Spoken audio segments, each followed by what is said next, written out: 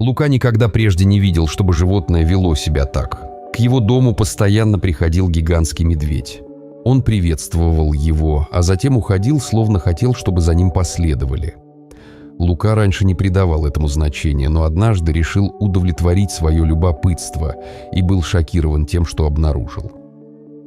Лука вырос в городе, и переезд в глухие леса сельской Америки стал для него настоящим культурным шоком. Но он приспособился и пришел к тому, что полюбил более спокойный ритм жизни. Одно из трудных для него приспособлений касалось дикой природы. Лука вырос в Нью-Йорке, где медведи были либо названиями спортивных команд, либо милыми плюшевыми игрушками. Но он знал, что в действительности они могут быть большими и страшными хищниками, поэтому относился к ним с осторожностью и уважением и следил за тем, чтобы его жена и дети делали то же самое.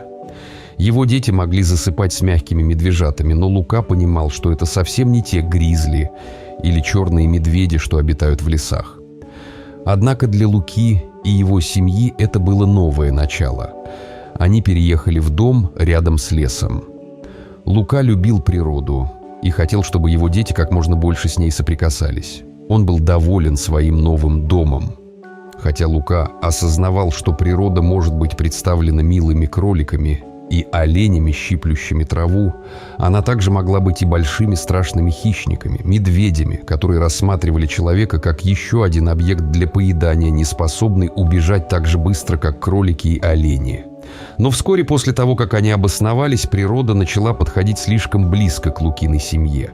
Очень близко, прямо к большой стеклянной двери его террасы. Жена Луки, Андреа, не была также в восторге от переезда, но после долгих обсуждений он сумел ее убедить. Первые 2 дня в новом доме были прекрасными. Семья много гуляла, дети с радостью бегали вокруг, все шло настолько хорошо, что Лука был уверен, что принял правильное решение. Андреа и Лука оба работали дистанционно, пока только держался интернет, поэтому их двухкомнатная квартира в городе по комфорту соответствовала двухэтажному дому с участком, 4 спальнями и видами, радовавшими сердце. Преступность в их тихой горной деревне была почти неизвестна, и даже местная школа была хорошей. О чем переживать? Оказалось, следует беспокоиться о медведях. Однажды дети разбудили его и потащили вниз, чтобы он увидел нечто удивительное. Что это могло быть? Он никогда не видел своих детей такими взволнованными. Даже когда брал их на финальную игру сезона по бейсболу на Янки Стадиум. И вот оно, сидит, смотрит на Луку и детей через раздвижную дверь на террасу. Очень большой медведь. Лука никогда раньше не видел настоящего медведя, поэтому он не знал, был ли это просто очень большой медведь или черный медведь или гризли. Насколько ему было известно, это мог быть панды или даже белый медведь.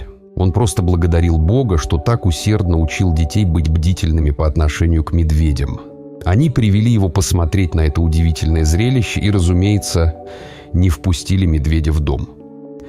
Лука также радовался тому, что его жена на выходные уехала к родителям.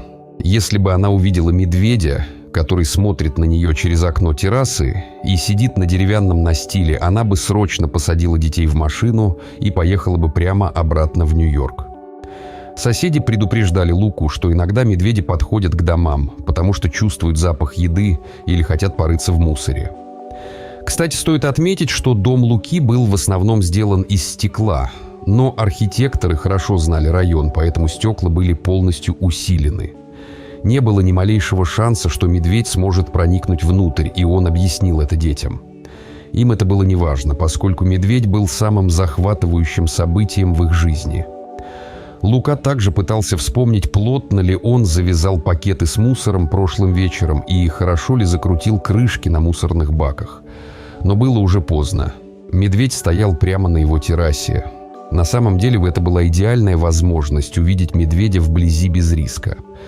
Когда они подошли поближе, животное, казалось, поприветствовало их. Оно махнуло лапой в сторону Луки, словно было очень дружелюбно. Его дети, Элис и Бен, ахнули от удивления и умоляли открыть дверь, обнять его и покормить. дети увидели дружелюбного пушистого медведя, который им помахал. Но Лука не мог оторвать глаз от когтей на этой лапе, машущей в их сторону. Они выглядели такими же большими, как большие кухонные ножи. «Пожалуйста, папа, можно мы его покормим?» – закричал Бен. «Мы можем дать ему мед или бутерброды с мармеладом. Паддингтон любит их», – добавила Элис. Но медведь продолжал махать и, казалось, мягко манил их подойти к нему своими гигантскими лапами. Казалось, он звал их ближе, и они шагнули вперед. Но когда они сделали пару шагов, медведь внезапно вскочил и направился в лес. Немного углубившись в чащу, он повернулся и уставился на них. Казалось, он хотел, чтобы за ним последовали. Лука крепко обнял двоих детей и сказал: «Вы за этим медведем не пойдете». Он решил, что ни один из детей не будет играть на улице, пока он не выяснит, что делать. Следует ли ему вызвать рейнджеров национального парка или полицию? Нарушил ли медведь закон? Не является ли Лука нарушителем, вторгнувшимся в медвежью территорию? Но больше всего Лука удивляло странное поведение животного. Он попытался забыть об этом, но мысль не отпускала. В следующий раз они увидели медведя, когда Андреа спустилась утром за стаканом теплого молока и была поражена. Лука упоминал ей о медведе, когда она возвращалась от родителей, но она не особо слушала, и Лука не повторял это дважды, чтобы не пугать ее. Он надеялся, что медведь просто ушел. Лука и дети рассказывали ей о встрече, но она решила, что они шутят, и Лука был этим доволен.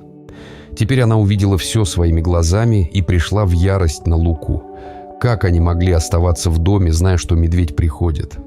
Пора возвращаться в Нью-Йорк, в маленькую квартиру, где грабители и карманники могли бы обворовать вас, но, по крайней мере, вряд ли съели бы. Лука улыбнулся и попытался убедить Андреа, что медведь навещал их всего пару раз. Он вложил деньги в сверхпрочные бронированные мусорные баки, в которые никакой медведь не влезет, поэтому им ничего не грозит. После третьего визита медведя Лука понял, что в поведении есть закономерность, и решил не спать всю ночь, ожидая у стеклянной двери.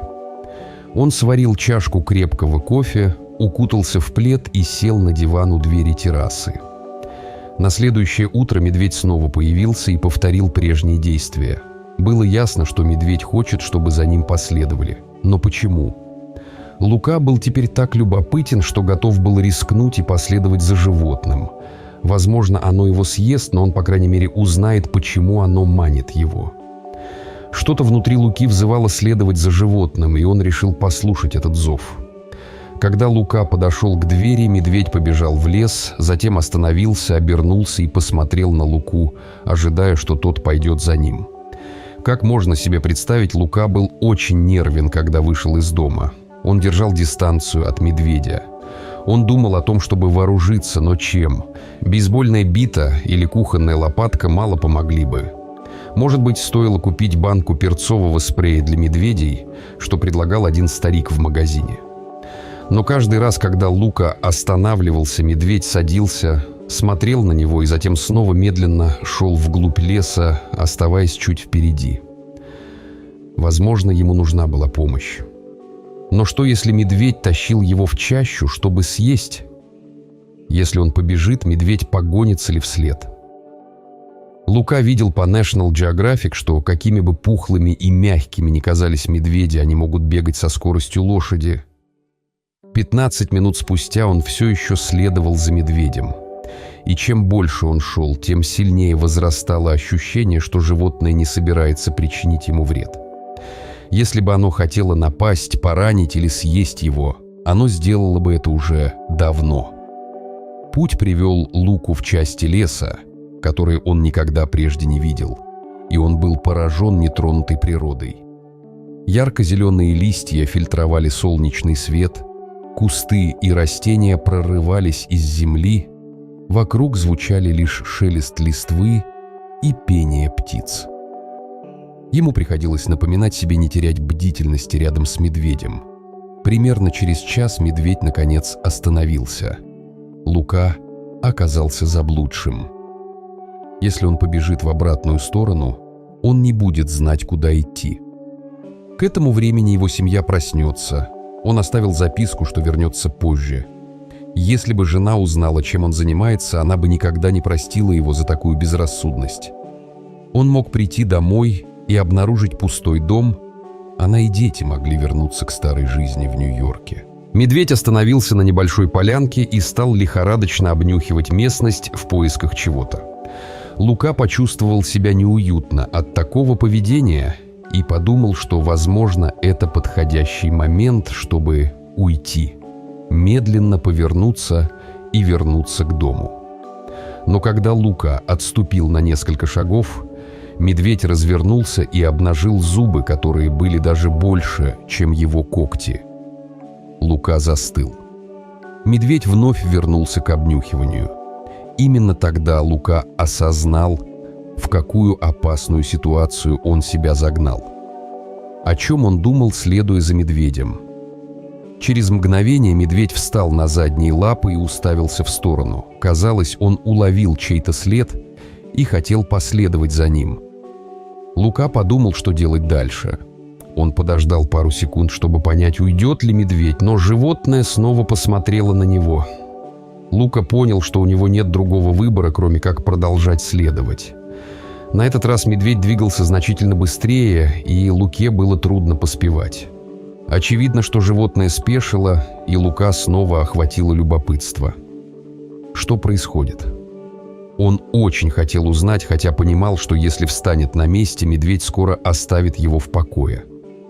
Тропа, которой шел медведь, выглядела проложенной сквозь лес, словно кто-то уже проходил по ней. К удивлению Луки, чем дальше они уходили, тем яснее становилось, что здесь бывали люди. Район был не таким нетронутым, как те участки леса, через которые они только что прошли. На земле валялся мусор, некоторые деревья были срублены. Вдалеке Луке показался деревянный домик за деревьями. Это технически был дом одного из его соседей, но поскольку жилища в этой местности были разобщены, они еще не успели познакомиться. Все жили далеко друг от друга, и завести соседские отношения было трудно, тем более, что у некоторых даже не было телефонной связи. Он знал, что в том домике живет человек, но почти ничего о нем не знал. Какую роль этот человек играет в происходящем? Лука не понимал, что происходит, но был рад, что медведь привел его сюда. Возможно, сосед сможет помочь прогнать медведя, чтобы он мог вернуться домой. Когда Лука подошел ближе к домику, он услышал, как изнутри сосед кричит, а медведь стучится в гаражную дверь. Вдруг дверь гаража открылась, и Лука увидел другого медведя, лежащего на полу гаража. Вот к чему была так взволнована первая особь. Животное в гараже тяжело дышало и явно было в плохом состоянии. Это был более мелкий медведь, что навело Луку на мысль, что та, что привела его, была матерью. Пока животные воссоединились, Лука поспешил к соседу, чтобы выяснить, что произошло. Мужчина рассказал, что нашел больного медвежонка в лесу около часа назад. Он предположил, что мать его бросила, и забрал детеныша домой, собираясь отвезти к ветеринару, потому что тот вряд ли выжил бы в дикой природе в таком состоянии. Тогда Лука понял, что именно за это медведь обнюхивал ранее. Мать оставила медвежонка там, пока искала помощь. Вот почему она так отчаянно хотела, чтобы он последовал за ней, и почему не позволяла ему вернуться назад. Как медведь понял, что Лука тот, кому можно доверять? Возможно, он видел через окно Луку, Андреа и их детей. Он увидел семью, похожую на свою. Любящие родители, заботящиеся о своих детях, и подумал, что они поступят так же по отношению к другой матери, даже если эта мать его медведица. Лука благоразумно взял мобильный телефон и позвонил рейнджерам парка, так как у соседа не было телефона, и он не мог сам вызвать помощь. Вскоре рейнджеры прибыли с ветеринаром. Маму-медведицу временно поместили в удерживающее помещение, а медвежонка отвезли на лечение. После того, как детеныш пришел в себя и восстановил здоровье, их обоих выпустили обратно в дикую природу. Лука и его семья до сих пор время от времени видят этих двух медведей. Теперь, когда медведица приходит помахать семье через окно террасы, с ней приходит и ее детеныш. Андреа научилась любить медведей и с удовольствием наблюдает за ними вместе с детьми, хотя и она, и Лука теперь всегда следят, чтобы дверь была плотно заперта и чтобы их дети ни в коем случае не пытались кормить животных. В последний раз, когда они видели медведей, они выглядели здоровыми и упитанными. Мама-медведица в конце концов перестала приходить к дому Луки, чтобы приветствовать их, что было хорошо для всех. Он был рад, что смог помочь ей, но также был рад, что эта история закончилась. Что вы думаете о сегодняшней истории? Всегда удивительно, когда животные, особенно дикие, приходят к людям за помощью. Не забудьте поставить лайк этому видео, поделиться им и подписаться на канал. До скорой встречи!